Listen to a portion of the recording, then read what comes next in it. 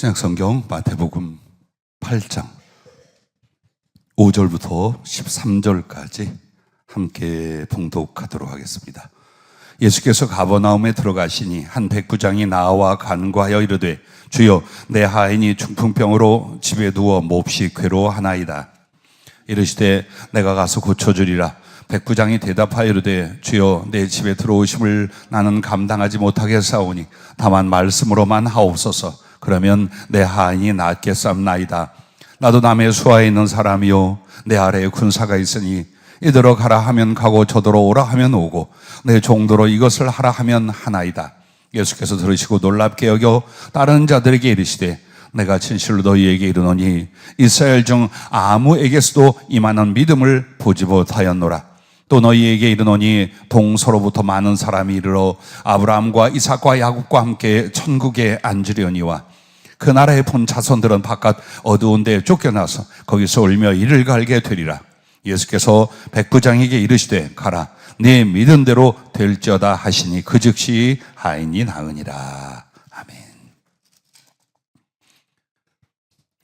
여러분도 그러시리라 믿습니다마는 날마다 주님과 이렇게 기도하고 말씀을 나누고 또 그분의 많은 지혜와 가르침과 또 때로는 지적을 듣습니다.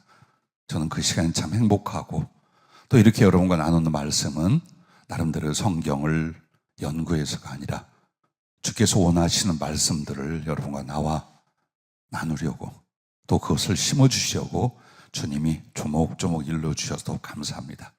오늘은 믿음이라는 제목을 주셨어요. 믿음. 마태복음 6장 33절에 보면 여러분 그런즉 너희는 먼저 그의 나라와 그의 의를 구하라. 그리하면 이 모든 것을 너희에게 더하시리라 라고 말합니다. 근데 여기서 말하는 먼저 하나님의 나라와 하나님의 의를 구하라는 것, 그것은 단지 기도하라는 게 아니라 삶의 목표가 되고 삶을 그렇게 추진하고 기도하면서 그렇게 이루려 하라 그 뜻이겠지요. 그런데 여기서 먼저 하나님의 나라와 의를 구하면 그리하면 이 모든 것을 너희에게 더하시리라 하셨으니 여기서 이 모든 것에 여러분이 주목하실 수 있기를 바랍니다. 도대체 하나님의 나라와 의를 구하는 것이 무엇이길래 우리 주님은 육신의 것, 삶의 필요의 것, 하늘의 것, 영혼의 것 모든 것을 다 주신다라는 거예요. 그것을 주님은 이렇게 가르쳐 주셨습니다. 바로 그것이 믿음이라고 했습니다. 하나님의 나라와 의를 구하는 게 뭐냐? 그 내용이 뭐냐? 우리가 아는 바로 믿음이라고 하셨습니다. 그래서 첫째, 믿음의 성장이 곧 하나님의 나라와 의를 구하고 이루어 가는 것이다. 이것입니다. 또 설명을 한다면 하나님의 나라와 의를 구한다는 게 무엇입니까? 하나님의 나라라는 것은 주께서 나를 다스리고 통치할 수 있도록 내가 주님을 영접하며 그 말씀에 순종함이 하나님의 나라가 내게 이루어지는 것입니다. 그리고 예수님의 의와 사랑과 거룩한 성품과 삶을 쫓아가는 것이 하나님의 의를 구하는 것입니다. 또한 이 세상에 대해서는 여러분과 내가 바로 예수님의 복음을 전파하며 하나님의 사랑을 실천하는 것이 바로 하나님의 나라와 의를 구하는 생활입니다. 그럼 이게 전부 다 뭐냐? 한마디로 집약을 하자면 그게 바로 믿음이다. 그게 바로 믿음이다. 그래서 그 믿음은 약한 것도 있고 강한 것도 있고 시작되는 것도 있고 장성한 믿음도 있고 부족한 믿음도 있고 온전한 믿음도 있어요. 믿음이 있는 것과 믿음이 없는 것도 성경은 말씀을 하고 있습니다. 그래서 오늘 여러분과 내가 믿음을 온전하게 키워간다면 이 모든 것을 너희에게 더하시리라는 것, 바로 이 말씀이 적용입니다. 그래서 오늘 본문에 마태복음 8장 13절에 보면 그 사랑하는 종이 매우 아프고 죽어가고 있었어요. 그래서 그 주인된 로마 부대의 백부장이 예수님의 소문을 듣고 그래서 누가복음하고 같은 사건을 연결해서 여러분이 보시면 더 자세히 알 수 있어요. 예수님 직접 만난 게 아니에요. 예수님에 관한 소문만 들었어요. 그럼에도 그가 친구라 할 수 있는 유대인의 장로들, 유력한 지도자들 몇몇을 보냅니다.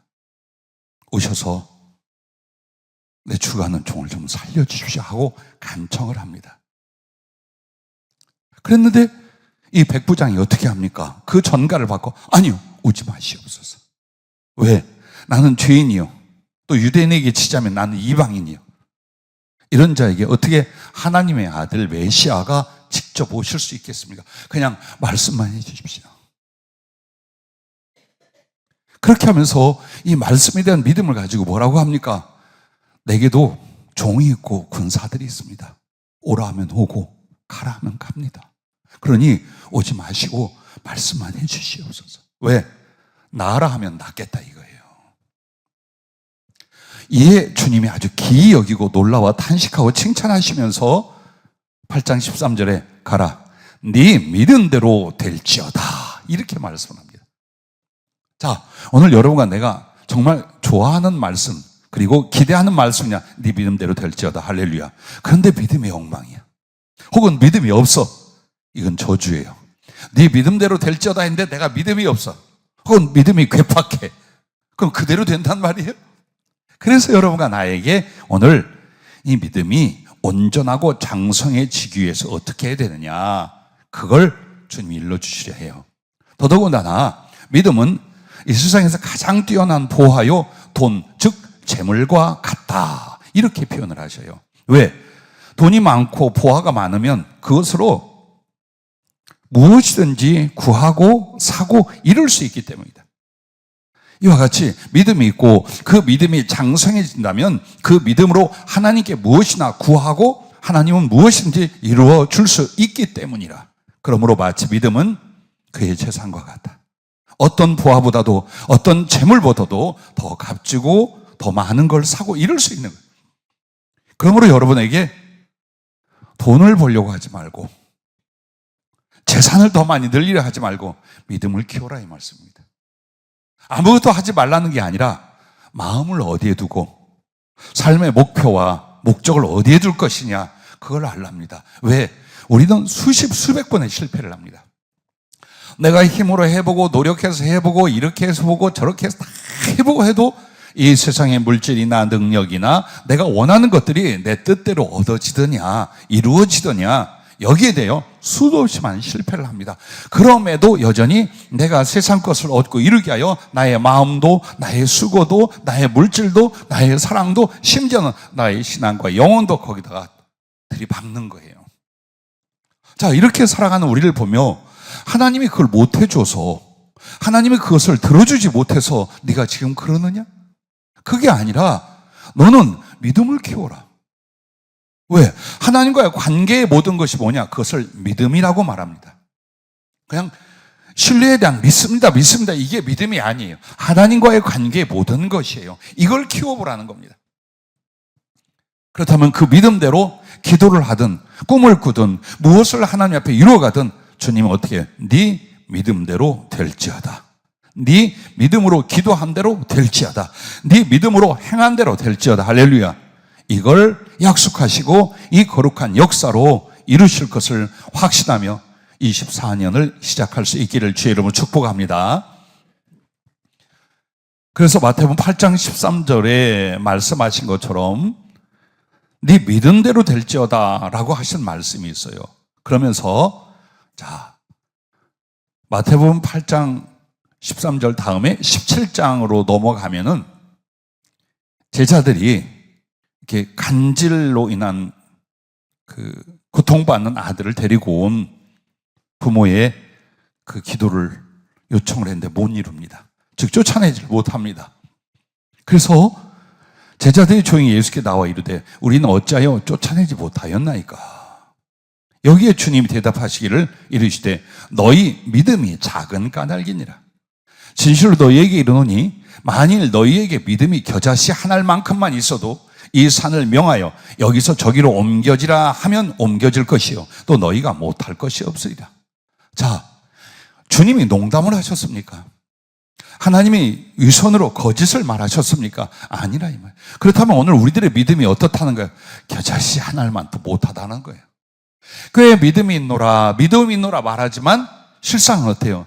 아니, 하나님이 기도하고 말씀하신 대로 백발백중 이루어줄 수 있는 그 믿음은 아니라는 거예요. 그러면서 마태복음 21장 21절로 가면 주님이 예루살렘에 입성하실 때에 무화과 나무를 저주해서 말라 비틀어진 그 일 앞에 제자들이 물을 때에 예수께서 대답하여 이르시되 내가 진실로 너희에게 이르노니 만일 너희가 믿음이 있고 의심하지 아니하면 이 무화과 나무에게 된 이런 일만 할 뿐 아니라 이 산들어 들려 바다에 던져지라 하여도 될 것이요 너희가 기도할 때에 무엇인지 믿고 구하는 것은 다 받으리라 하시니라. 계속 성경은 약속하고 믿음대로 믿고 의심치 아니하면 믿음 안에서 확신을 갖고 주님을 바라보면 얼마든지 이루어질 수 있다라고 말합니다. 또한 마태복음 13장 58절에 보면 주님이 나사렛 쪽으로 가서 복음을 전하며 능력을 행하시는데 이런 일이 벌어집니다. 그들이 믿지 않음으로 말미암아 거기서 많은 능력을 행하지 아니하시니라. 네가 믿지 아니함으로 말미암아 내가 너에게 능력을 행하지 않는다. 네가 믿지 아니함으로 말미암아 너의 기도가 응답이 되지 않는다. 너희가 믿음이 부족함으로 말미암아 하나님의 이 계획이 지연되거나 취소되고 있느니라. 이 말과 같은 거예요. 우리는 다른 변명을 할 수가 없습니다. 아무리 머리를 굴리고 생각을 해도 성경 말씀 그대로예요. 그렇다면 여러분과 나 때요. 지금 이 모습의 믿음보다 더 장성하자. 이 믿음을 키우자. 이 믿음의 진실을 만들어 가자. 이것이 24년 이 벽두의 주님이 우리를 다시 한번 지적하며 주신 약속의 말씀이라 그 말입니다. 자, 이와 같아요. 여러분 마음에 믿음이 불이라면 행함은 그 불에서 나오는 빛이 되고 그 빛을 받으신 주님께서 다시 온기와 빛을 주사 불이신 하나님께서 창조의 권능으로 믿음대로 되는 역사를 이루신다 이렇게 불러주셔요. 자, 하나님은 불이셔요. 그리고 하나님께서 천지를 만드실 때에 말씀으로 만드나 실행에 있을 때는 뭘로 했느냐? 불로 하셨어요. 그것은 과학적으로 밝혀진 바예요. 엄청난 폭발이 일어납니다. 그리고 창세기 1장에 나오는 것처럼 빛이 그러면 그렇게 엄청난 폭발이 있었으면 불이 확 하고 빛이 확 났을 거야. 그런데 요즘 천체학자들이 이야기를 하는데요. 그렇게 대폭발이 일어나 무에서 유가 생기면서 수만 년 더는 수십만 년 동안 빛이 없었답니다. 과학자들이 밝혀요. 그럼 빛은 언제 나타나냐? 그렇게 수만 년, 수십만 년 지난 뒤에 빛이라는 존재가 우주 안에 나타나. 깜짝 놀랐어요. 과학 저널을 보면서 밝혀낸 바 그래요. 처음에 대폭발이라 빛이 확 난 줄 알지만 너무나 큰 에너지 중력에 의하여 빛은 없었다. 그 뒤 꽤 세월이 지났는데 그래서 하나님이 천지 만물을 지으시고 나중에 빛을 창조하시는 게 영적이다 실제로 그와 같아요. 그래서 이 우주는 하나님의 말씀으로 말미암는데 그 실행에서 움직인 게 뭐냐? 강력한 폭발 불이에요. 그리고 하나님의 실존을 우리에게 뭐라고 말하십니까? 불이라고 말해요. 자, 여기에서 여러분이 믿음이 불이라면 그 행함의 빛이다. 그래서 그 행함에 대한 빛을 마태복음 5장에 보면 너희는 세상의 빛이니 너희의 착한 행실로 아버지 하나님께 영광을 돌리라 이라고 말하는 거예요. 즉 내 안에 있는 하나님의 사랑과 은총과 구원과 그 말씀과 그 속성들에 대하여 내가 믿음을 가졌다면 이제 그 믿음은 나를 행동으로 삶으로 행위로 발산을 하게 만드는데 그게 바로 하나님의 불에서 나오는 빛이라 이 말이에요. 바로 그 빛을 하나님이 받으시고 그리고 불이신 하나님이 누구에게? 불이 된 우리의 믿음의 가슴에 당신이 임하시는 거예요. 그래서 창조의 권능으로 믿음대로 되는 역사를 이루신다는 약속을 하는 거예요. 왜? 이제 하나님과 연결이 된 거예요. 내가 돌멩이거나 얼음장이 봐요. 하나님은 불이셔요. 믿음이 뭐냐? 하나님께로 나아가는 것이요 하나님과 연결되고 연합되게 만드는 게 뭐야? 그게 믿음이라 그 말이에요. 그래서 하나님과의 어떤 제한이 없도록 만들어가는 것이 그분에 대한 믿음이라. 이 믿음을 통하여 하나님은 얼마든지 우리 안에 혹은 우리가 구하고 이루려 하는 것을 능히 그 권능으로 이루어 주신다. 왜 믿음대로 되느냐? 바로 그 믿음이 하나님과 연결되고 연합되는 것이고 하나님의 속성이고 하나님의 기뻐하는 바예요. 그래서 하나님은 믿음을 만들어 놓고 여러분에게 소원 성취를, 믿음을 만들어 놓고 여러분에게 구원을, 여러분에게 모든 것을 허락하시되 여러분의 믿음의 장성함, 여기에 따라서 이루시려는 것이 진리 하나님의 말씀인 줄로 믿으시길 바랍니다. 자, 그렇다면 이제 중요한 건 어떻게 하면 믿음을 장성하게 할 수 있을까? 이건 이제 여러분과 내가 실천을 하셔야 돼요. 제가 오늘 기도하면서 우리 신앙 설문지를 만들고 있어요. 그 중에 여러분에게 말씀 부분에 대해서 성경을 공부하고 연구하거나 읽는 다른 시간이 있는가? 그러면 그 분량은 얼마나 되는가? 그 다음에 예배 시간에 들은 말씀을 얼만큼 기억할 수 있으며 적용할 수 있는가? 혹시 다시 되돌리기 위해서 듣는다면 일주일에 2번 나간 말씀 혹은 3번 나간 말씀들에 대하여 여러분은 얼마나 다시 반복하여 듣고 자기 것을 만들며 활용하고 있는가, 이런 것들이에요. 그것을 저만 볼 거예요. 저만 보고 여러분을 위해서 기도하거나 우리 교회에 대한 영적 지도에 대한 자료를 얻기 위해서 사실 그래요. 제일 중요한 건 여러분과 나에게 정말 말씀을 통해 주님이 뭘 만들려고 하는가를 기억하셔야 돼요. 새해 첫 벽두서부터 여러분에게 믿음이라 말했어요. 그럼 이 내용으로 말미암아 여러분에게 어떻게 하라? 믿음을 키우라는 거예요. 지금보다 더 훨씬 주님이 기뻐하거나 인정하시는 믿음으로 장성시키라. 그래서 그 방법에 대해서 첫째, 말씀을 받는 만큼 믿음으로 자란다라는 겁니다. 왜? 로마서 10장 17절에는 그러므로 믿음은 들음에서 나며 들음은 그리스도의 말씀으로 말미암느니라 라고 했어요.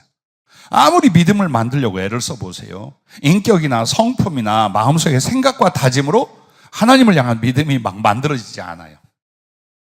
절대 만들어지지 않아요. 그러나 마음을 다하고 여러분의 중심을 다해서 하나님 말씀을 자꾸 받잖아요. 나도 모르게 믿음이 생겨요. 그래서 여러분이 어렵게 교회를 오시거든 말씀을 놓치지 마세요. 졸거나 다른 생각하거나 들었어도 또 내가 나이가 그래. 그거 자랑이라고 하지 마세요. 그래서 메모를 하라는 거예요. 메모는 85%의 기억을 갖게 만들어요. 메모하는 버릇은 굉장히 좋습니다. 근데 메모 안 넣는 사람은 듣는 순간 잊어버려요. 100% 잊어버려요. 한두 가지 기억하면 그 설교에서 잘 기억하는. 왜 이 짓을 하고 삽니까? 우리 왜 이 짓을 하고 사냐고요. 그렇게 생명 같은 말씀 전에도 기억 못하는 걸 너무 당연하게 여기는 거예요. 그러니까 아무것도 변화되지 않고 자라나지 않은 거예요. 오늘 믿음에 대해서 말씀을 하고 성령이 직접 이렇게 하면 자라나. 근데 그 첫째가 뭐냐? 너 말씀을 진심으로 받아들여라. 그러면 말씀을 진심으로 받는 게 뭘까요? 기억을 해야 돼요. 기억을. 예배는 참석하는데 말씀을 어떻게 한다? 마귀가 한다고 그랬잖아요. 그 사탄이 하는 거예요. 100% 이상하게 나는 교회 가면 졸리고 혹은 말씀이 안 들어오고 들어도 내 안에 집중이나 기억이 잘 안 되고 100% 여러분에게 사단의 역사가 일어나는 거예요. 그래서 여러분과 나는 사단이 어떻게 하느냐? 그 말씀을 받아 순종하고 믿음으로 나아가지 못하게 합니다. 그러므로 마태복음 13장 4절에 보면 씨를 뿌리는데 뿌릴 새 덜어는 길가에 떨어짐에 새들이 와서 먹어버렸고, 이 내용을 주님이 어떻게 설명해요? 아무나 천국 말씀을 듣고 깨닫지 못할 때는 악한 자가 와서 그 마음에 뿌려진 것을 빼앗나니 이는 곧 길가에 뿌려진 자요 믿어 구원받지 못하게 하려 함이라고 누가복음은 추가로 말해요. 얼마나 무서운 일인가 보십시오. 말씀을 기억하지 못한다는 거. 아무리 전하거나 아무리 성경과 혹은 성경을 설명해 많은 책자를 가지고 있어도 이속이 없어. 이속이 없어. 그냥 교회 다녀. 기도도 말씀 없이 하고 예배도 말씀 없이 드리고 일도 말씀 없이 해. 이게 사단의 방법이라 이 말이에요. 이제는 깨어나야죠. 이제는 정말 여러분의 영적 성장, 믿음의 성장, 하나님과의 관계의 축복을 위하여 올해는 말씀을 기억하고 말씀을 적용하고 말씀 따라 행해 보시길 바랍니다. 짧은 시간 내에 여러분이 엄청난 은혜와 영적 성장과 믿음 위에 서는 것을 여러분 스스로 경험할 줄로 믿습니다. 자, 백부장을 보십시오. 그는 누구를 통해서든지 하나님의 말씀을 듣고 믿음을 얻었고, 그리고 예수님에 관한 것도 소문을 들었어요. 즉 말씀을 들었어요. 만약 유대인 지역에 와서 그는 정복자예요. 침략군의 장교예요. 그리고 철저히 우상 숭배와 모든 문화가 다른 이방인이에요. 근데 유대인들에게 와서 그 침략자의 권세를 가진 자가 어떻게 이들과 소통이 일어나겠어요? 그러나 그 유대인들 중에 전해준 하나님에 대한 말씀을 그는 어때요? 받아들인 거예요. 그래서 나름대로 유대인을 사랑하고 유대인들을 구제하고 그들의 신앙을 위하여 회당을 지어주며 온갖 구제와 사랑을 베풀고 있었어요. 자, 그런데 더 추가적으로 이제 말씀이 들어왔네. 그게 뭐예요? 예수에 관한 소문을 들었더라. 그분에 대한 말씀을 누군가에게 전해 들었는데 바로 믿음이 생긴 거예요. 예수님에 대한 믿음이 거기서 오는 거예요. 믿음은 하늘에서 불처럼 떨어지지 않아요. 믿음은 사람의 노력으로 땅에서 캐는 게 아니에요. 말씀을 들음으로예요. 여러분보다 이제 1년밖에 안 된 분이 있다고 합시다. 그러나 그분이 말씀에 집중하죠. 10년, 30년 된 사람보다 빨리 믿음이 큽니다. 중심부터 변화가 됩니다. 왜? 하나님 말씀은 살아있고 운동력이 있어요. 하나님 말씀은 영이요 생명이에요. 그렇기 때문에 그런 역사가 일어나는데 우리는 신앙생활에 제일 머리가 되고 생명이 되는 말씀 부분을 가까이 안 하면서 왜 믿음이 안 자랄까? 왜 내 신앙은 이 모양일까? 왜 난 이렇게 잘 흔들리며 염려와 의심에 빠질까? 이 모든 것들이 말씀이 부족해. 나의 마음과 나의 삶을 주장하시고 다스리시고 이끌어주시고 소성시킬 말씀이 너무 부족해. 그러면 세상이나 죄로부터 오는 영적인 공격이나 심령을 흔들거나 유혹, 시험으로 들게 하는 그 영향력에 항상 붙들리게 돼 있어요. 말씀이 없는 사람. 그래서 믿음이 세월이 가도 자라나지 않는 거예요. 여러분이 아는 말씀은 어떤 분이십니까? 태초에 말씀이 계시니라. 이 말씀이 하나님과 함께 계셨으니 이 말씀은 곧 하나님이시니라. 예수님을 말씀이라 하고 그 말씀이 곧 하나님이에요. 그래서 여러분이 성경 말씀이나 그것을 풀어 일러주는 걸 어떤 자세로 대하는가가 하나님에 대한 자세예요. 더도 아니고 덜도 아니에요. 딱 그 자세예요. 말씀을 경히 여긴다? 예수님께 그 자세로 살고 있는 거예요. 그러니 믿음이 어디서 자라겠습니까? 자, 시편 119편은 거의 전체가 성경에 관하여 하나님 말씀에 대해서 언급하는 내용입니다. 근데 그 중에 38절은 이렇게 말합니다. 주를 경외하게 하는 주의 말씀을 주의 종에게 세우소서. 하나님을 알고 하나님을 사랑하고 하나님을 두려워하고 하나님을 공경하는 이 모든 것들이 어디서 나오냐? 그 말씀에서 나온대요. 그 말씀. 그러니 말씀을 가까이지 않고 하나님을 경외하고 섬기는 믿는 믿음이 나오느냐? 안 나와. 죽었다 기도 안 나와. 맨날 세상 생각, 사람 생각, 자기 고집만 나오는 거예요. 아니 하나님 말씀인데 왜 저렇게 살까? 아니 하나님 말씀이 주어졌는데 왜 저렇게 주장할까? 말씀이 자기를 다스릴수록 안 받아들이는 거예요. 안 받아들이는 거예요. 그래서 우리의 말씀 부족이 믿음을 도태시킨다라는 것입니다. 또한 시편 119편 14절에는 이렇게 말합니다. 내가 모든 재물을 즐거함 같이 주의 증거들의 도를 즐거워 이렇게만 하면 돼요. 여러분과 내가 재물을 즐거함 같이 하나님 말씀을 즐거워한다. 엄청난 은혜의 사람입니다. 그래서 시편 기자는 더 나가서 내가 하나님의 말씀을 금보다 은보다 더 사랑합니다. 이렇게 고백을 해요. 자, 충분히 그만한 가치와 그만한 기쁨과 그만한 능력의 역사가 말씀을 받기만 해도 일어납니다. 이걸 경험해야 그때부터 제발 말씀 잘 들어라, 기억해라, 말씀 이 말을 안 해도 돼요, 그때는. 그런데 정말 말씀의 그 단맛, 거룩한 기쁨과 능력의 맛을 경험해 보지 아니하면 말씀은 말씀이요, 설교는 설교요, 내 생각은 내 생각이요, 이렇게 해서 우리들의 생명과 주어진 은혜, 사명과 충성, 축복의 기회를 자꾸만 다 놓치게 만든다는 것이에요. 그래서 마귀가 아주 쉽게 믿는 사람들을 무너뜨릴 수 있는 게 이거예요. 교회에 나가, 세례도 받고 성찬도 받아, 예배 참석해, 봉사도 하고 직분도 맡아. 근데 말씀은 듣지 마라. 지루하고 힘들어. 이해도 잘 안 돼. 그냥 말씀이 이렇게 전해지면 듣는 척하고 있어. 아니면 졸거나 딴 생각하고 어서 빨리 설교가 끝나고 예배 시간 지났으면 이러고만 살아 라고 자기 속에 자기도 모르게 집어넣어요. 이렇게 해서 아무리 많은 시간을 예수 믿고 교회 다녀도 강팍해지고 유선이 될지언정 진실한 믿음은 요만큼도 자라나지 않아요. 차라리 말씀을 전혀 못 듣던 불신자, 초신자일 때 같으면 말씀 듣고 금방 변해요. 근데 오랜 세월 동안 교회를 다니면서 말씀을 계속 무시했어요. 어느 날 말씀이 들어오겠습니까? 어느 날 여러분을 획기적으로 바꿀 수 있는 말씀의 능력이 나타나겠습니까? 안 나타난다 그 말이에요. 정말 여러분과 내가 24년과 평생을 단 하나만 결정하고 행동하라면 말씀 읽고 말씀 받는 일이어야 돼요. 딴 거 다 못해도.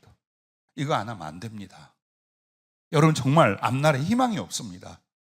우리 더 무서운 건 강팍하고 위선자가 됩니다. 가슴도 다 말라버리고 가치관과 방향은 세상이 돼버리고 맙니다. 그러므로 시편 기자는 고통의 때도 이렇게 말합니다. 50절에 보면 이 말씀은 나의 고난 중에 위로라. 주의 말씀이 나를 살리셨기 때문입니다. 이걸 경험해야 되는 거예요. 정말 그 말씀이 고난 중에 죽을 것 같을 때에 나에게 믿음으로 말미암아 살 수 있게 만든 생명을 주는 이 말씀을 여러분과 내가 자꾸 경험해 나가셔야 돼요.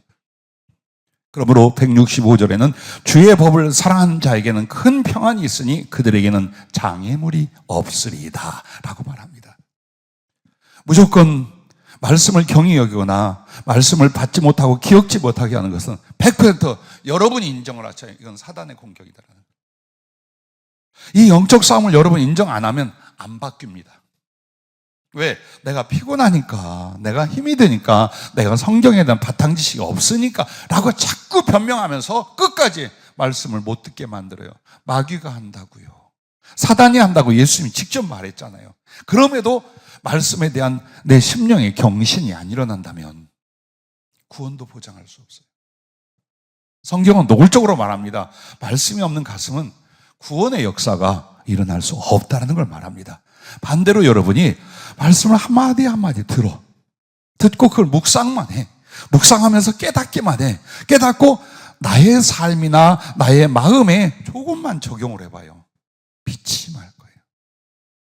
말할 수 없는 빛이 하나님의 생명과 사랑과 그리고 무언가 나를 의로 잡아 이끄는 강력한 하나님의 힘에 붙잡혀가기 시작해요. 나는 한 거 없어. 성경 앞에 있었을 뿐이요. 설교를 다시 한번 들었을 뿐. 그런데 희한하게 내 중심과 삶에 강력한 힘이 들어오며 변화를 일으키는 걸 여러분이 경험을 하셔야 돼요. 그리고 악한 것과 죄성에 대하여 삶의 염려와 미련에 대해서 그걸 딱 누르고 내 안에 하나님을 향한 사랑과 소망이 강하게 일어나는 것. 이걸 여러분이 경험하셔야 돼요. 그래야 말씀을 통해 믿음이 자라고 사랑이 자라게 될 줄로 믿습니다. 표적을 보아야 믿는 사람은 항상 표적만을 구합니다. 그러나 말씀으로 믿는 자는 말씀을 구하고 말씀만 주셔도 행동으로 옮깁니다. 오늘 우리의 믿음이 이 백부장을 통해 무슨 교훈을 받는가 보십시오. 유대인들은 표적을, 네가 하나님은 나한테 보여봐라. 기적을 행해야 하나님인지 알지. 내가 구하는 게 응답돼야 하나님인지 알지. 그게 아니에요. 이 백부장은 뭐래요? 말씀만 하시옵소서. 그는 바라는 것과 믿는 것과 의지하는 게 들을 수 있는 말씀이었어요. 그 말씀에 대한 그 믿음, 그 경외함이 바로 하나님께 대한 예수님께 대한 믿음이었던 것입니다. 우리 여러분, 목사인 나도 마찬가지예요.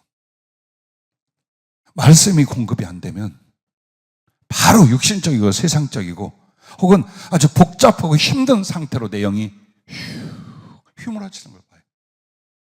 하루라도 그분과 교제하고 말씀을 듣지 않으면 내가 현저히 무능해지는 걸 느껴요. 지금 나도 그래요. 그러면 여러분도 경험할 거 아니에요. 그래서 말씀을 일용할 양식이라는 게 뭐냐면 한 번 왕창 읽거나 설교 들었다고 끝나는 게 아니라 양식은 매일매일 먹어서 생명이 되는 것처럼 하나님 말씀을 끊임없이 듣고 깨닫고 적용하고 살고 나아가 가르치고 전하고 이게 이어질 때 상상할 수 없는 믿음의 성장, 주님을 향하는 관계의 성장이 일어날 줄로 믿으시기를 바랍니다. 자, 두 번째는 어떻게 믿음이 장성하느냐? 기도로 주님과 교제하는 만큼 장성한다. 난 여러분에게 작년부터 계속 말씀을 드려, 기도는 그냥 구하는 게 아니다. 예수님하고 교제하고 교통하는 것이다. 이걸 목적으로 하고 여기에 힘을 써라. 말은 하고 있는데 나의 심령으로는 주님이 전혀 느껴지지 않는다. 그분과의 교제나 그의 말씀이 들리지 않는다.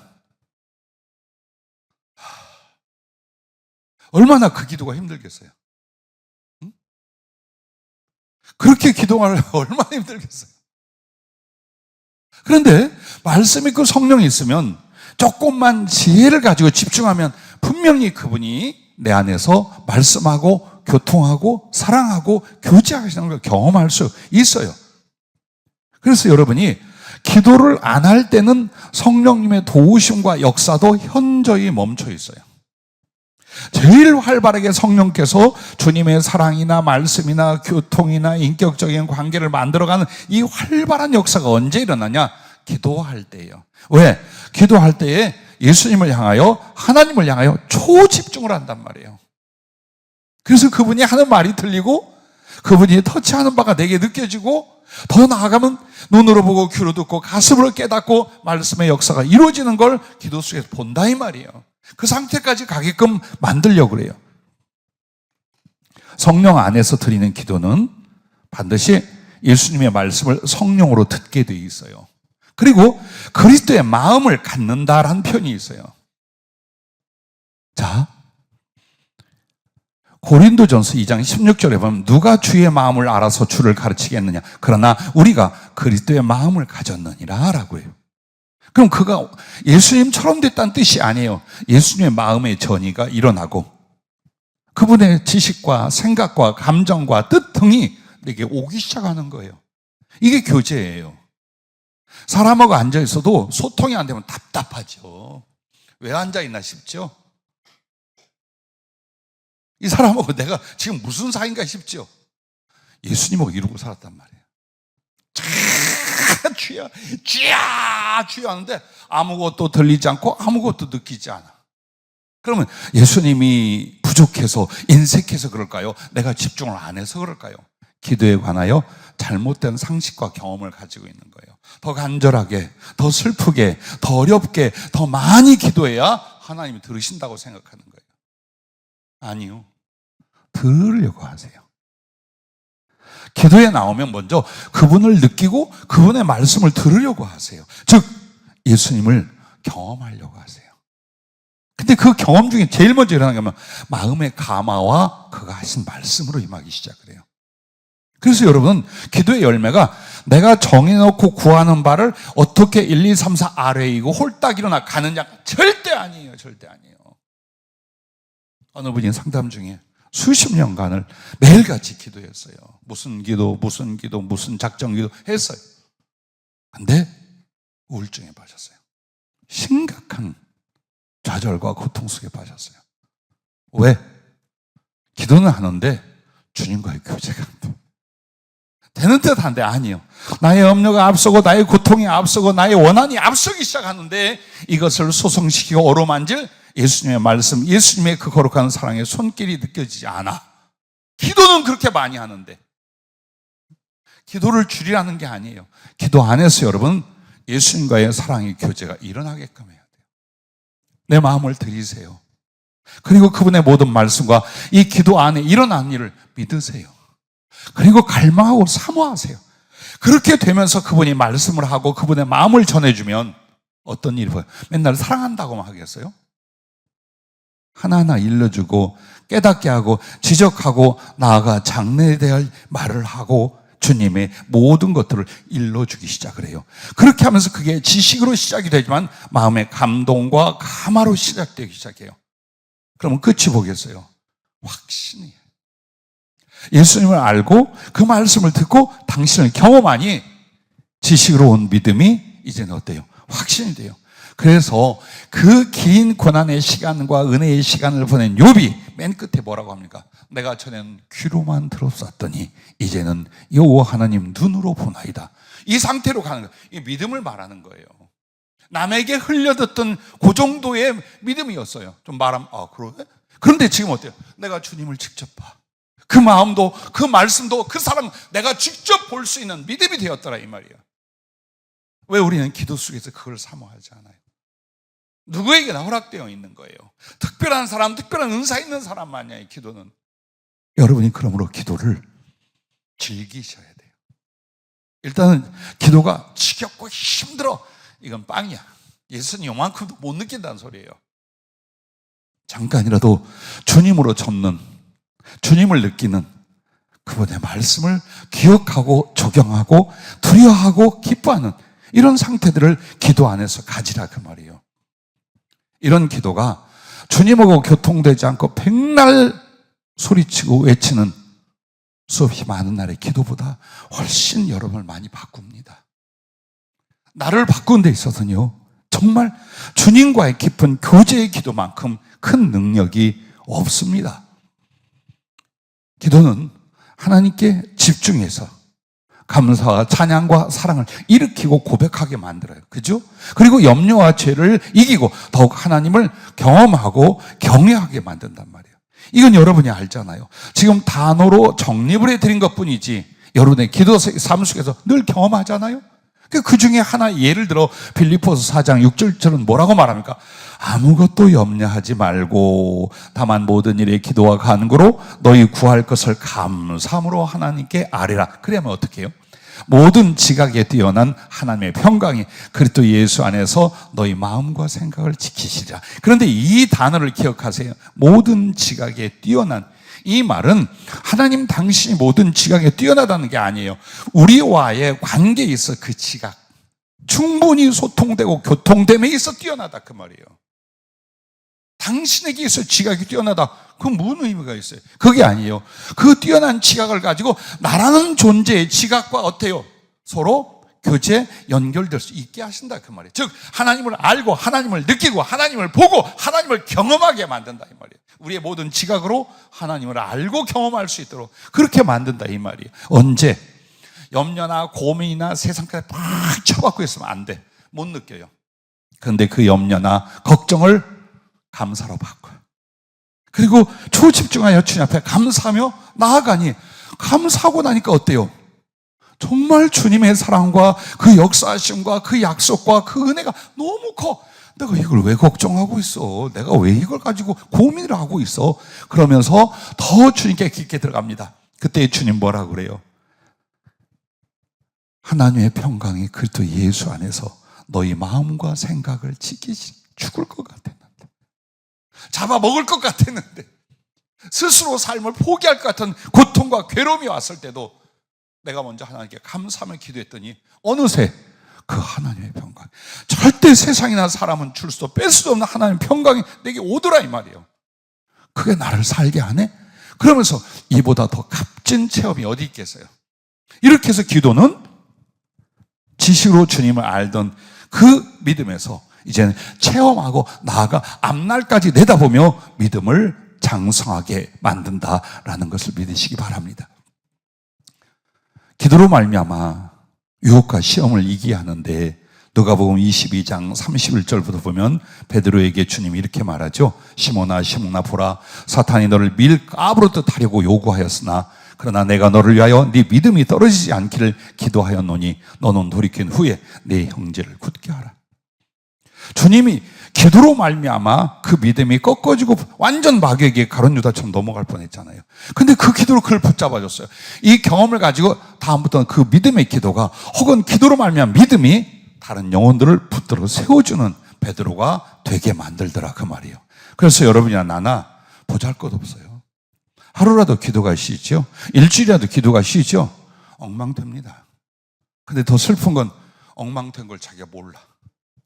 그냥 그러려니 이런 삶이 얼마나 짓밟히고 있는데 그걸 못 느끼냐 이 말이에요.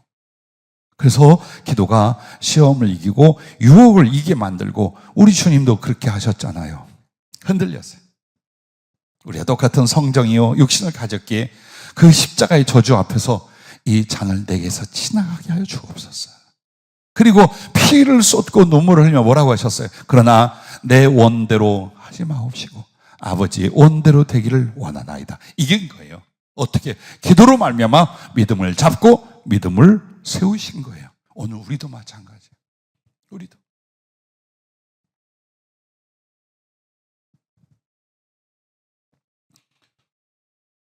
저도 수없이 많은 유혹이나 고통의 순간들이 있었습니다. 그때 기도할 때마다 주님이 만나주시고 말씀하고 내 영혼을 붙들어주지 않았다면 천갈래 만갈래 찢겨서 새들의 밥이 됐을 것입니다. 난 여러분보다 나은 것이 하나도 없는 사람이에요.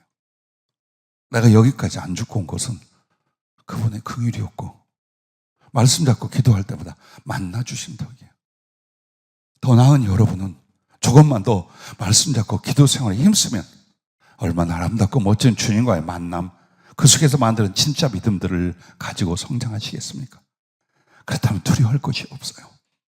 가난도 질병도 막혀있는 것들도 두려워할 게 없어요. 왜? 이 믿음으로 다 극복할 수 있고 이 믿음으로 말미암아 다 이뤄낼 수 있고 이 믿음으로 산을 넘어갈 수 있음을 믿습니다. 할렐루야.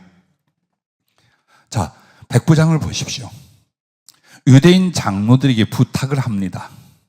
그 자체가 기도입니다. 그리고 주님께 직접 부탁을 합니다. 그리고 오늘 이건 본문 전체가 기도였습니다. 그 기도 속에서 그는 어때요? 소문으로 들었던 예수님에 대하여 또렷이 만나고 듣고 그 믿음을 갖고 믿음의 체험을 하게 돼요. 그래서 여러분은 무조건 기도하는 거예요. 기도하며 당신을 느끼려 경험하려 그 말씀을 들으려 하면서 나를 들여보세요. 나를 열어보세요. 어떤 믿음과 믿음의 역사가 우리 안에 일어나는가를 여러분이 간증하게 될 줄로 믿습니다. 세 번째, 믿음을 행하는 만큼 믿음이 장성한다. 즉 믿음을 행하라는 거예요. 한때 뜨거웠어요. 주를 위하여 복음을 위하여 목숨까지 다 바치겠습니다 했어요. 어느 날 그 자리에 없어졌어. 그 사람들 많이 없어졌어요. 없어졌어. 왜 그럴까요? 하나님께 받은 은혜와 말씀 앞에 믿음을 세웁니다. 아, 그렇게 믿고 그렇게 살자 했어요. 근데 안 해. 좀 지나보세요. 내가 뭐하러 그런 말을 했어. 되지도 않을 일을. 되먹지도 못한 게 뭐하러 그렇게 산다고 해서. 이렇게 하면 살살 빠져 뒤로 물러나기 시작을 해요. 그러므로 여러분이 받은 말씀을 믿습니까? 여러분 안에 주님을 향한 어떤 믿음을 갖고 계십니까? 삶으로 행동하라 이 말이에요. 왜 위선이 되고 왜 외식이 되느냐? 알아. 알고 받아들였는데 행하지 않아. 그럼 100% 이 사람은 점점 굳어지고 완악한 위선자가 되고 말아요. 믿음이란 말과 위선이란 말은요, 같은 곳에서 나와요. 믿음이 없이는 위선이 안 나와요. 믿음이 있는데 굳어지고 변질되니 그게 위선이 되는 거예요. 우리들의 모습을 잘 보아야 돼요. 정말 두려워할 거는 세상 물질이나 질병이나 살고 죽는 거 아니에요. 어제도 주님께 기도했어요. 주님, 나 주님 앞에 갈 텐데 갈 때 내 몸에서 영혼이 떠난 어떤 현상이 일어나는가 가르쳐 주십시오. 정말 비밀 속 깊은 곳으로 어떻게 영혼이 몸을 벗어나는지를 영화처럼 보여주시고 그때 일어난 일이 무엇인가를 일러주시는 거예요. 그리고 그 죽음으로 말미암아 얼마나 자유롭고 광대하며 하나님의 은혜 속에 들어가는 걸 쫙 펑펑 울었어요. 또 맨날 찔찔 짜요, 솔직히. 여러분도 그걸 깨닫고 보여주면서 어찌 눈물 없이 그걸 듣고 보겠어요. 훨씬 자유롭게 만드는 거예요. 주신 시간과 생명 동안 최선을 다하되 어느 날 부르실지라도 그래, 난 주님 보여주신 게 있어. 난 주님이 가르쳐준 게 있어. 난 주님이 나의 죽음을 통해 무엇을 하실지 이미 알고 있어. 이 믿음하고를 한번 보십시오. 그래서 여러분과 내가 항상 말씀을 받고 깨달았으면 그 다음에 돼요. 행동으로, 삶으로 옮겨가는 거예요. 야고보서 2장 8절에 보면 너희가 만일 성경에 기록된 대로 네 이웃을 사랑하기를 네 몸같이 하라 하신 최고의 법을 지키면 잘하는 것이거니와. 즉 우리의 믿음은 어디 있는 거예요? 하나님이 나를 예수님을 통해 구원했다, 이것만 믿음이 아니잖아요. 그 하나님이 바로 나를 사랑하신 것처럼 우리도 이웃을 네 몸같이 사랑하라, 이게 믿음이에요. 행동해야지. 응? 벌벌 떨고 나하고 내 식구밖에 모르고 벌벌 떨어. 그러니까 믿음을 행하지 않는 거야. 그러니 이 속에 믿음은 견디겠느냐 이 말이에요. 그래서 외식과 이선이 일어나는 게 안 한다 이 말이에요. 내가 사랑을 받는 것과 내가 하나님께 은혜를 받는 거 얼마든지 할렐루야인데, 너도 가서 네 이웃에게 그렇게 해라. 그게 쉬운 일인가? 내 형제들아, 만일 사람이 믿음이 있노라 하고 행함이 없으면 무슨 유익이 있으리요? 그 믿음이 능히 자기를 구원하겠느냐? 만일 형제나 자매가 헐벗고 일용할 양식이 없는데 너희 중에 누구든지 그에게 이르되 평안히 가라, 덥게 하라, 배부르게 하라 하며 그 몸에 쓸 것을 주지 아니하면 무슨 유익이 있으리요? 이와 같이 행함이 없는 믿음은 그 자체가 죽은 것이라. 네가 보거니와 믿음이 그의 행함과 함께 일하고 행함으로 믿음이 온전하게 되었느니라. 그러므로 사람이 선을 행할 줄 알고도 행하지 아니하면 죄니라. 즉 믿음의 행함을 우리 자꾸 이쪽으로 치부하려고 그래요. 이거 정해놓고 행동하는 거야. 내가 그걸 이루기 위하여. 그것만 믿음으로 보는 거야. 믿음의 행함을 그쪽으로 하는 거야. 난 믿습니다, 주님. 아니, 그게 아니라 하나님 말씀 전체를, 믿음의 내용들을 삶 속에 이루라 그 말이에요.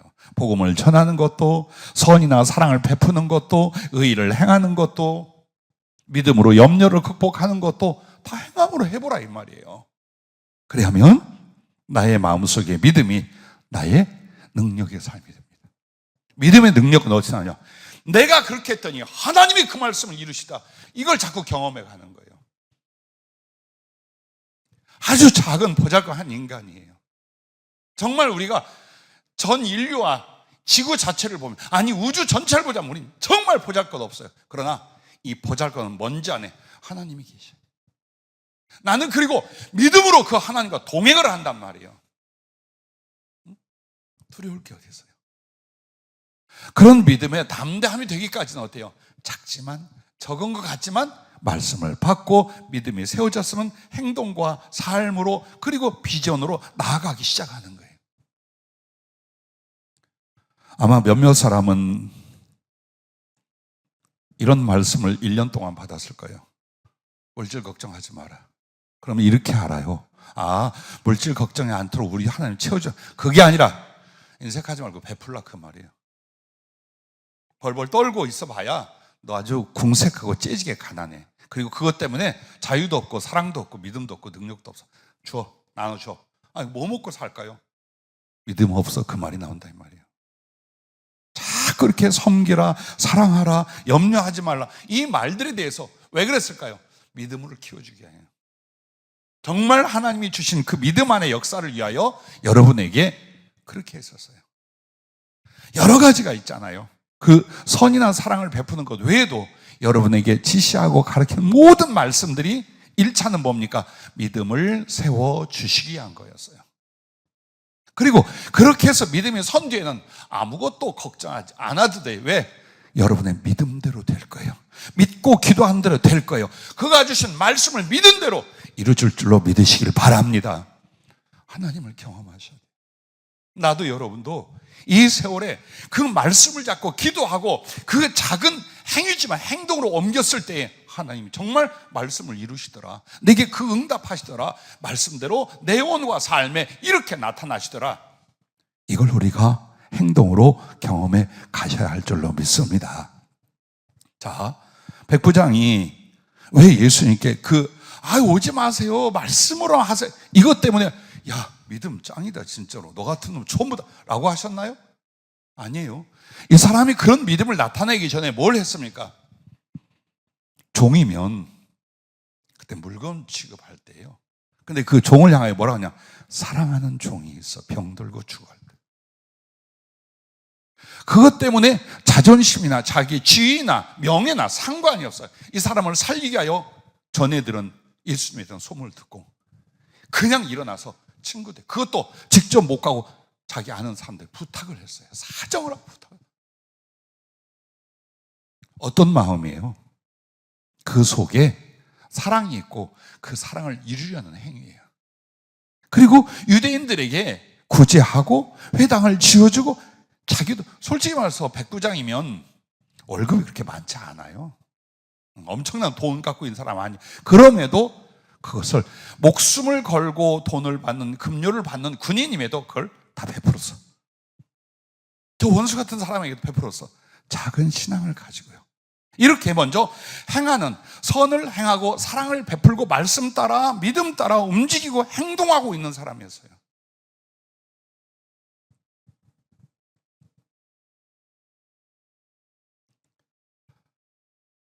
그 행함의 믿음을 백부장은 마태복음 8장 8절 9절 말씀을 이렇게 말합니다.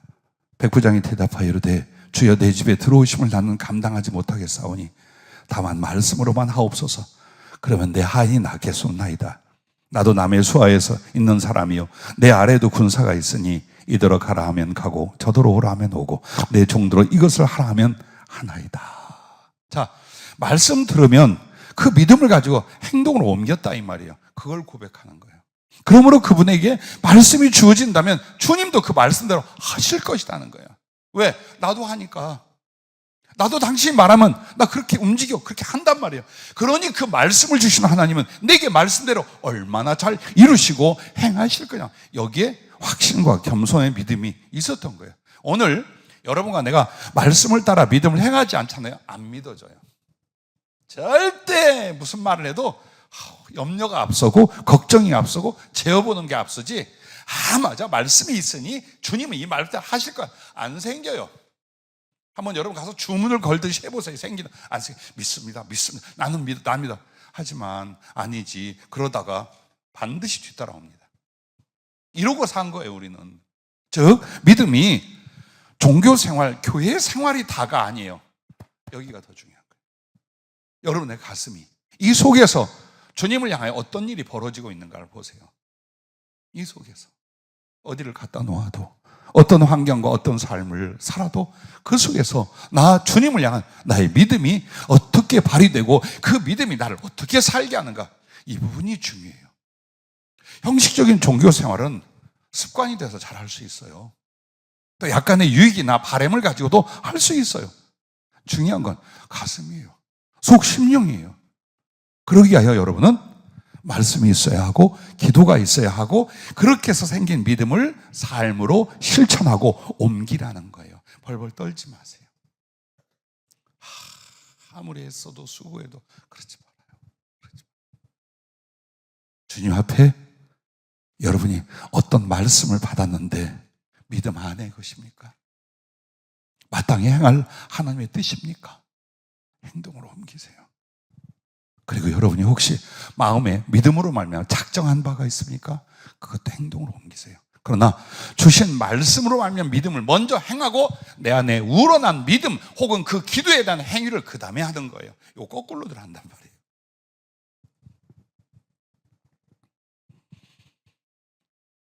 기도하는데 요셉의 믿음을 주님 가르쳐 주셔요. 즉 한 가지의 사건과 사람을 가지고 얼마나 적용하시는가 한번 들어보십시오. 요셉의 믿음에 대하여 창세기 37장 5절부터 10절 말씀을 보면은요, 꿈을 꿉니다. 요셉이 꿈을 꾸고 자기 형들에게 말하며 그들이 그를 턱 미워하였더라. 왜? 요셉이 그들에게 이르되 청하건대 내가 꾼 꿈을 들으시오. 우리가 밭에서 곡식 단을 묶더니 내 단은 일어서고 당신들의 단은 내 단에 둘러서서 절하더이다. 얼마나 성질 났겠어요. 다 위에 형들인데 그의 형들이 그에게 이르되 네가 참으로 우리의 왕이 되겠느냐? 참으로 우리를 다스리게 되겠느냐? 하고 그의 꿈과 그의 말로 말미암아 그를 더욱 미워하더니 요셉이 이제 두 번째 꿈을 꿉니다. 다시 꿈을 꾸고 그의 형들에게 말하여 이르되 내가 또 꿈을 꾼즉 해와 달과 11별이 내게 절하더이다. 바로 이제 해몽이 되는 거예요. 그가 그의 꿈을 아버지와 형들에게 말하며 아버지가 그를 꾸짖고 그에게 이르되 네가 꾼 꿈이 무엇이냐? 나와 내 어머니와 내 형들이 참으로 가서 땅에 엎드려 네게 절하겠느냐? 이 꿈이에요. 그런데 이 꿈이 그에게는 믿음이 됐어요. 근데 보십시오, 그의 믿음의 행함이 우쭐하고 남들을 지배하고 그 꿈에 보면 그렇거든요. 왕 되는 것이요, 지도자 되는 것이요, 부모까지도 자기에게 절하고 복종하는 꿈이에요. 근데 이것을 요셉은 어떻게 믿음으로 행했느냐? 하나님을 대한 자기의 복종. 즉 형제들과 부모가 나에게 복종하고 경배하는 걸 뭘로 자기는 하나님을 향하여 내가 먼저 복종하고 내가 먼저 순종하고 내가 그 하나님을 경외하는, 그게 믿음의 행함이었대요. 이 과정이 있었대요. 그래서 주님이 그를 높이시고 그 비전과 말씀대로 믿음대로 이루어 주신 거예요. 그 부분을 안 본답니다, 우리들은. 그가 왕 같은 존재가 되기 전, 자기 가족을 다 구원하는 존재가 되기 전 하나님 앞에 얼마나 복종하고 절하고 엎드려 있는 사람이었던가. 그러므로 죄의 유혹 앞에도 펄펄 뛰어 내가 어찌 하나님 앞에 득죄하리요 하고서 집어 던지고 도망을 가고 모함을 당하고, 자, 그 속에서 요셉의 믿음의 행함이 뭡니까? 복종과 하나님을 경외하게 하여 그는 모든 것을 다 했어요. 그리고 나서 정말 복종하고 순종하고 그들을 지도하고 살리는 영적 왕과 어버이 역할을 감당하게 됩니다. 그것을 한번 돌아봐라 라고 이 말씀을 하셔요. 자, 마지막 네 번째는 이것으로 믿음이 자란답니다. 하나님을 경외하는 선한 마음이 믿음을 장성하게 한다. 백부장 이방인 로마군 장교였지만 그 10년간 행위가 얼마나 선했는가를 보십시오. 사도행전 10장에 나오는 고넬료 역시 백부장인데 얼마나 선량한가 보십시오. 난 여러분에게 부끄러운 고백을 하나 할게요. 말씀을 배우고 전하고 40여 년이 왔어요. 너무나 당연, 단 한 번도 이 생각을 해본 적 없어요. 왜 믿음이 자라지 않는가? 왜 믿음이 무너지는가? 여기에 대해서 어젯밤에 주님은 이런 말씀하셔요. 믿음은 하나님의 선물이요 하나님께 속한 거룩한 속성이기에 거짓되거나 악하거나 인색하거나 의심 등 부정한 마음에는 믿음이 자리 잡고 성장할 수 없느니라. 대부분 신자들은, 나부터도 이런 게 있어요. 열심을 내거나 믿습니다, 믿습니다 이렇게 다짐하면 믿음이 자랄 줄 아는 거예요. 안 자라. 안 자란다는 거예요. 그래서 하나님을 경외하여 선한 심령이 아니면 믿음은 위선이 되고 죽어간다라고 하셨어요. 자, 심령을 고쳐야 했던 거예요. 우리는 믿음으로 구원받는다 하니까 행위나 선하고는 상관이 없는 거죠. 자꾸 치부해요.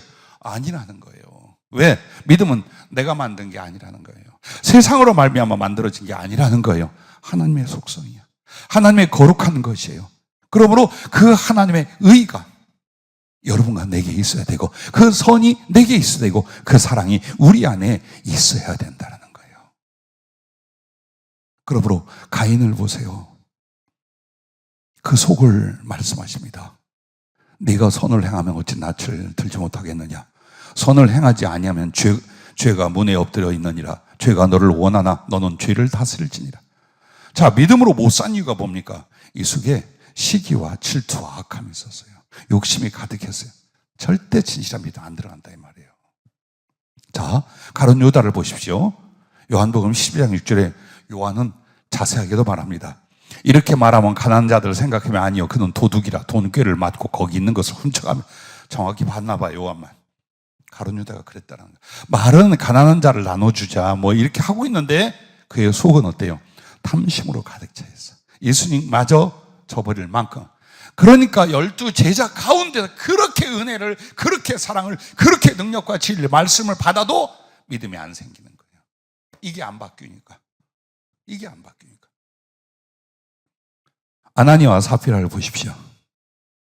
하나님께 드리겠다 헌금을 작정해 놓고 싹 빼돌립니다. 그리고 일부를 드립니다.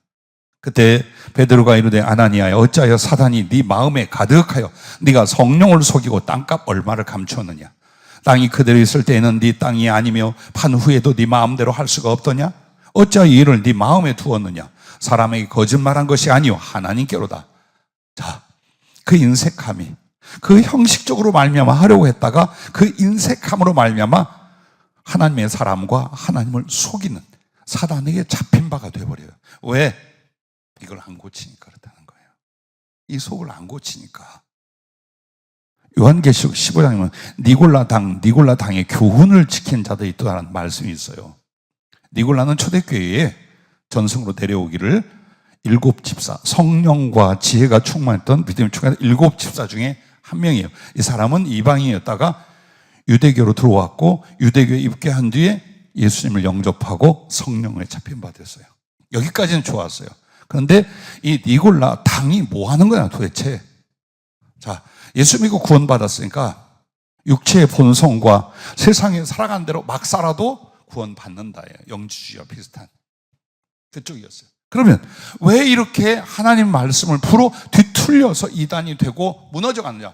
이걸 안 고친 거예요.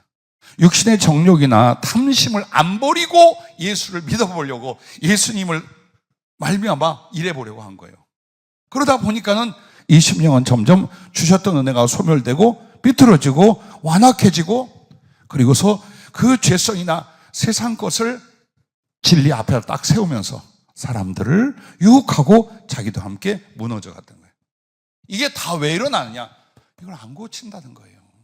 믿음은 그냥 믿습니다로 오는 게 아니라 내 안에 하나님을 경외하여 선한 심령을 만들지 않으면 우리들도 잘하지 않는답니다.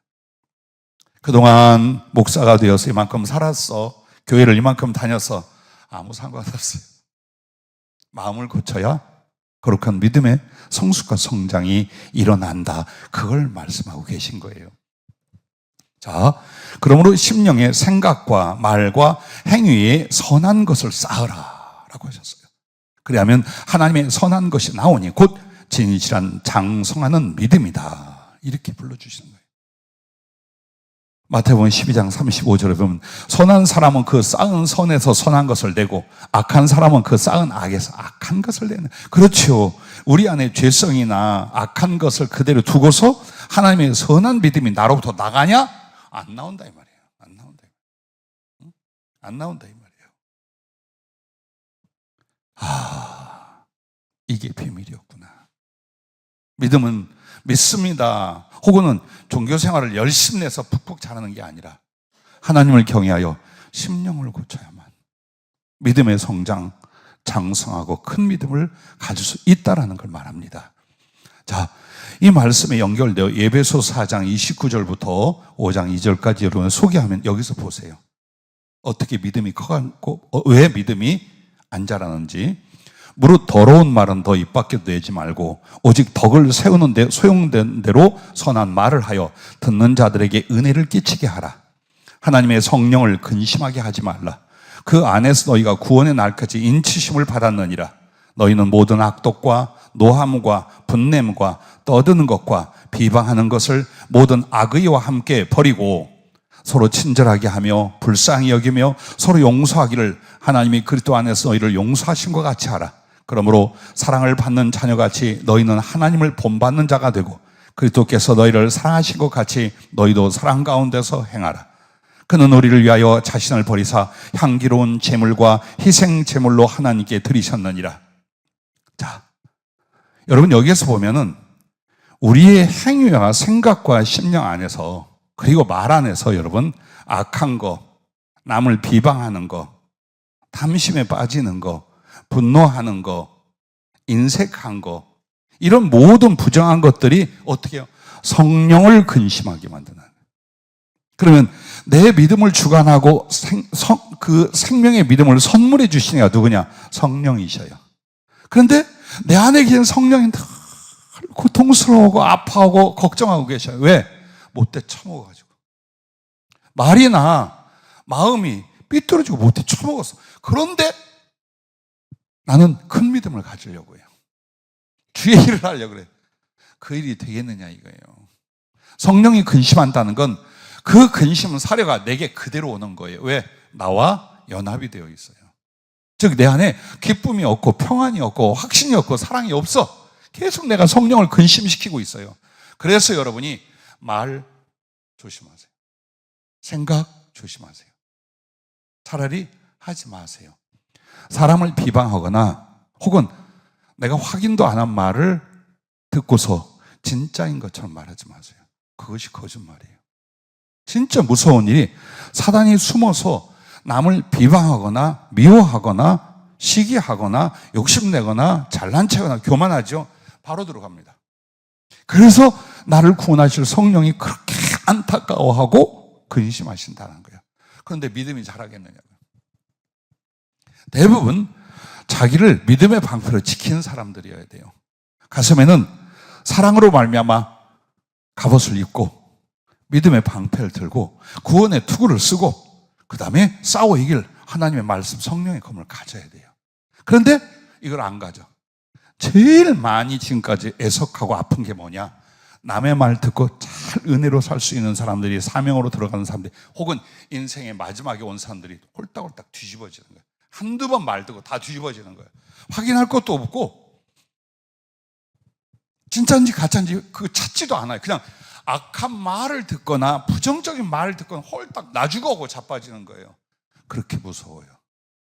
영적 공격을 그렇게 묻고, 영적 공격은 어디서 오느냐? 그것과 유사한 심령을 내가 가지고 있을 때 와요.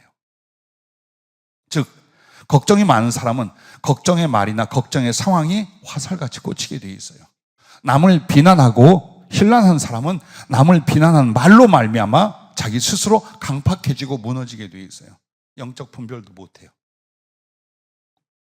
제일 마음 아픈 것 중에 하나가, 여러분도 부족하고 나도 허물이 많아요. 내가 여러분을 못 믿잖아요. 여러분에게 이만큼도 은혜가 안 가요. 절대로 성령의 역사도 말씀의 역사도 안 일어나요. 난 여러분을 믿고 여러분을 사랑해야 돼요. 거꾸로 여러분이 어디서 희한한 말을 듣거나 악한 말을 들어서 그래서 주의 종에게 신뢰가 안 생겨, 여러분 죽어요. 그러면. 그리고 그렇게 만드는 사람들은 심판을 받아야 하나님 앞에. 절대 그렇게 하는 거 아니에요. 유일한 생명 젖줄이에요. 가끔 내가 너희 아버지한테 욕해도 같이 욕하고 올 거냐? 친한 사람들에 가끔 그런 얘기를. 너희 아버지를 대놓고 욕을 해도 너도 야 우리 아버지가 그렇게 말하고 올래? 그렇게밖에 믿음이 없고 사랑이 없더냐? 그런 이야기를 해요. 우리는 악한 말에 대해서 동조하지 않고 선한 말은 기뻐하는 거예요. 누구의 생각과 누구의 말도 마찬가지야. 나하고 친하니까 말 함부로 하고 비난의 말, 악한 말 해도 근데 자기는 천천히 죽어. 아니야. 그 말 확인되지 않은 거잖아. 혹은 그 말은 사랑에 위배돼. 그건 주님 원하지 않아. 하지 마. 라 할 수 있는 용기들이 있어야 돼요. 그게 사랑하는 사람들 돕는 거예요. 근데 거기에 막 빠져들어가지. 그리고 다 굳어져가지고 죄송해요. 가급적이면 여러분 속 안 봐요. 근데 가끔 보여요. 어디 가서 상처받고 시험당하고 짓밟히고 얻어맞고 온 것들이 보여. 참 마음이 아파. 모든 하나님의 역사와 은혜는요, 신뢰와 사랑 안에서만 역사를 해요. 혹 허물이 있어도, 혹 부족함이 있건 단점이 있어도 주님은 우리의 허물과 단점을 그걸로 인하여 무너뜨리려 하는 분이 아니에요. 그건 사단이에요. 주님은 여러분과 나의 죄성이나 약함이나 단점이 있어도 그걸 어때요? 사랑으로 씻고 감싸고 주님을 향한 형상으로 세워가는 분이에요. 우리 안에 그런 선한 마음을 품는다면 믿음은 엄청나게 자랄 거예요. 엄청나게. 근데 항상 어디서 멈추느냐? 내 마음에 옳지 않은 생각과 감정들, 판단들, 그걸 품고 그냥 기도하고 그걸 품고 신앙생활 하려니 어때요? 죽을 맛이지. 죽을 맛. 나는 강단에 오르기 전에요, 내가 제일 간절히 기도하는 게 오늘 성령의 역사가 나와 우리 성도님들 일어나기를, 그보다 더 많이 기도하는 게 있어요. 내 마음속에서 조금이라도 부정적인 감정과 생각, 기억이 없어지기를. 왜? 성령의 역사 안 해. 나는 알아요. 절대로 성령의 감화가 안 일어납니다. 그렇게 하면 항상 주님이 옳은, 주님이 기뻐하는 선한 마음과 사랑의 가슴을 품지 않으면 가족 간에도 마찬가지예요. 절대로. 그래서 오늘 끝에 나를 깨닫게 하고 여러분을 일으키는 말씀이, 우리 안에 선한 걸 쌓으면 하나님의 선한 것으로 믿음의 장성함이 나와. 근데 악한 건데, 부정한 건데, 그래서 안 되는 생각과 말과 행동을 자꾸 받아들이면 주시던 믿음마저 어때요? 꺾어지고 죽어간단 말이에요. 여러분과 내 안에 영혼을 빛의 덩어리로 주님 딱 보여주셔요. 그런데 뒷부분 말씀을 드리자면, 어떤 사람은 신앙인이라도 이 빛이 자꾸만 소멸이 된답니다. 그럼 죽을 때 어떻게 되냐? 어둠이 되어서 어둠으로 빨려 들어가게 된답니다. 그게 지옥이랍니다. 그러면서 주님이 하신 말씀이 너희가 전에는 어두움이었더니 이젠 주 안에서 빛의 자녀라. 그러므로 너희는 빛의 열매를 맺으라. 빛의 열매는 모든 착함과 의로움과 진실함이 있느니라. 주께 기쁘시게 할 것이 무엇인가 시험하여. 이 말씀을 왜 했느냐? 약간의 선행을 위해서 약간 착한 사람 만드는 게 아니라 그게 구원이랍니다. 그게 믿음이랍니다. 우리가 빛의 자녀라는 거예요. 즉 하나님의 선과 의와 진리와 그 생명의 빛의 자녀면 우리 안에 나타난 게 뭘까요? 그 선한 것과 그 사랑스러운 것과 그 진실한 것과 그 믿음의 것들이 우리 안에서 나와야 된다. 그런데 사는 동안 교회를 좀 다닌 것 같아도 이게 자꾸 줄어. 빛의 열매가 줄어. 그럼 어둠이 된다는 거예요. 어둠이 되고 나면 저 영원한 흑암 어둠이 빨아들여 그 영혼을 가져간다. 이래서 구원과 구원받지 못함이 그렇게 갈라진다라는 거예요. 그러므로 오늘 믿음으로 여러분의 구하는 것과 일하는 것이 다 성취될 거예요. 그러나 믿음이 더욱 중요한 건 우리의 생명과 구원이에요. 어떤 하나님의 역사를 이루고 어떤 하나님의 일을 응답을 받고 이 문제보다 더 중요한 건 여러분과 나에게 영원한 생명 하나님의 구원이 여기에 달려있다는 거예요. 그리고 그것은 우리를 구원할 뿐만 아니라 이 땅에서 멋지게 하나님의 영광과 충성을 위하여 기도하는 대로 이루어주시고 믿음대로 이루어주시고 우리가 구하지 아니한 것까지 더 크게 역사하신다는 걸 잊지 마시길 바랍니다. 기도하겠습니다.